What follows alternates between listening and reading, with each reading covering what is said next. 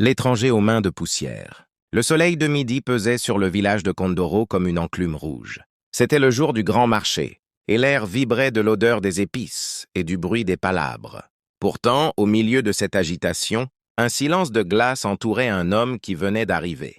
Il était vêtu de haillons si vieux qu'il semblait fait de terre. Ses pieds étaient nus, ses mains couvertes d'une poussière grise, et ses yeux, bien que fatigués, brillaient d'une clarté étrange. Il s'arrêta devant l'étal de Moussa, le marchand le plus riche du village. Moussa pesait son or, le regard fier. « Une gorgée d'eau, mon frère, pour l'amour de tes ancêtres », murmura l'étranger d'une voix qui ressemblait au bruissement du sable. Moussa releva la tête, fronça les sourcils et tira sa tunique de soie vers lui. « Va-t'en, mendiant!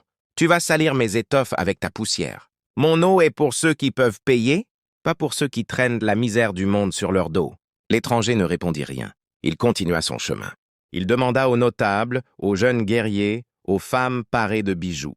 Partout, les portes se fermaient, les regards se détournaient. Pour eux, cet homme n'était qu'une ombre sale qui gâchait la fête. À l'entrée d'une petite case délabrée, à l'écart du bruit, vivait Awa, une jeune fille qui n'avait pour toute richesse qu'une chèvre, maigre et un petit champ de mil que la sécheresse épargnait à peine. En voyant l'homme s'effondrer de fatigue devant sa porte, Awa ne vit pas la poussière. Elle vit la soif. Elle s'empressa d'aller chercher sa seule calebasse d'eau, celle qu'elle gardait pour sa propre journée.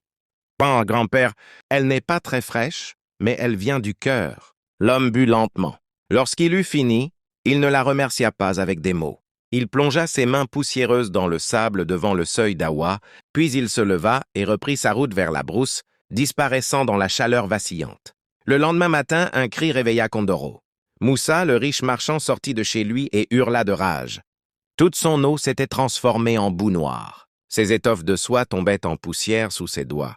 Mais devant la case d'Awa, là où l'étranger avait touché le sol, une merveille était née. Une source d'eau cristalline jaillissait de la terre sèche, entourée de fleurs que personne n'avait jamais vues dans la région.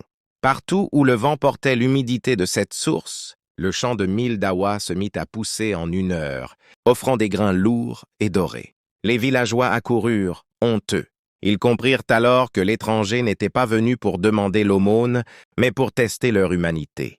On raconte qu'à Kondoro, depuis ce jour, on ne regarde plus jamais les mains d'un voyageur pour savoir s'il est riche. On regarde ses yeux, car c'est là que se cachent parfois les rois déguisés en mendiants.